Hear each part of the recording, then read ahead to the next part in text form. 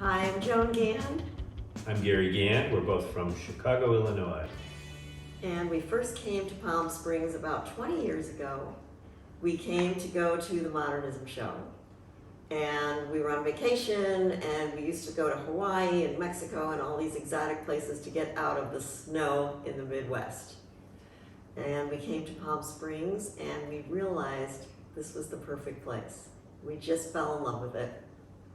We were to the point where we were shipping our own furniture and our own stereo system and our own everything to the houses that we were renting in various locations. And Joan said, if we bought a house in Palm Springs, we could just leave all our stuff here. It would be easy. Not only that, I was trying to talk him into it. I thought this would be a great place for us because of beautiful weather, the nature that is here, the beautiful mountains. We were so excited about seeing intact mid-century neighborhoods coming from Illinois where things were being torn down. We had founded our own preservation group there in Illinois called Chicago Bauhaus and Beyond. And we were trying to save houses. And we came out here, and everyone here is all, working together to save houses, and they know how important it is. And so we felt like we were with kindred spirits here. This is our third, and we've been fortunate enough to stay in the Vista Las Palmas neighborhood, which we love so much. We started out in a Swiss Miss, which is the big A-frame Dubois house, also called the Aloe House. Which was originally the sales office for the neighborhood for the Alexander Construction Company. And we loved that house, but we were there for 10 years. And then we felt the urge to move and redo another house.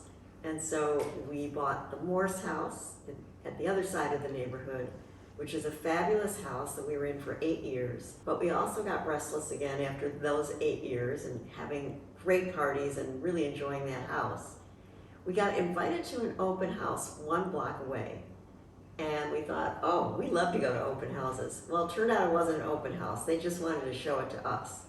And it was this house. And we saw the possibilities of this very international style, wide open, very light, beautiful home that was completely obscured by brown paint and ugly fences and bad decor.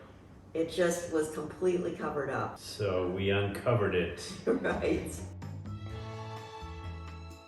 We brought in everybody we could find. Picks, axes, shovels. We had garden hoses, taking the wallpaper off of the ceiling. I mean, it looked like Beirut in here. It was all just decorating, really, but we had to unpeel the layers. There was so much wallpaper and so many different paints and just things obscuring the architecture.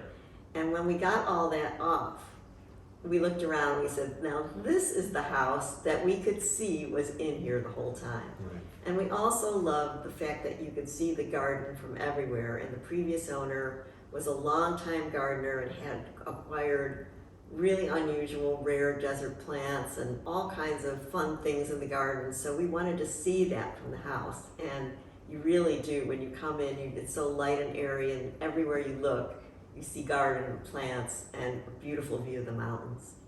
So when we first came to Palm Springs, our first house was built in 1961. The next house we moved into, which was a historic house, was from 1963. This house was 10 years later. It was a decade later.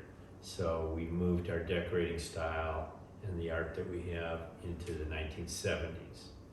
And really, we were talking about it this morning, and the 70s, this era of the early 70s was an extension of the 60s.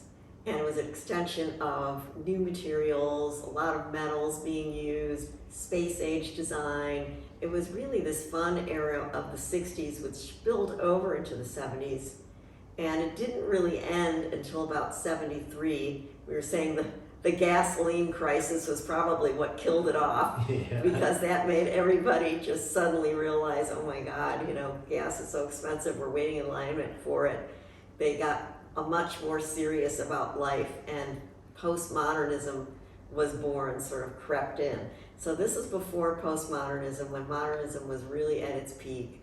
And we had a lot of art, a great collection of Alexander Gerard pieces from the 70s that we had had in our previous house, which fits perfectly in this house. We had some 70s Eames furniture, and that fit perfectly. And then we thought the only thing we really need now is some Warren Plattner furniture, which these chairs we're sitting in here are perfect for the era of this house. And then we went on the prowl for light fixtures and other artwork, anything we could find from the early 70s in that aesthetic. The first time we went to Modern Way and met Courtney and Joy, the owners of Modern Way, they told us about Palm Springs Modern Committee, and we said, I don't remember who we were talking to, but we just bought our Swiss Miss, and we said, oh, it's completely empty. If you all have meetings, maybe you'd want to have a meeting in our house while it's empty, and everybody, we could set up chairs and have a meeting. So we invited everyone over, and that's how we got to meet everybody, which was great. And I'm sure we met for the first time, and that meeting was so long ago. Things have changed so much.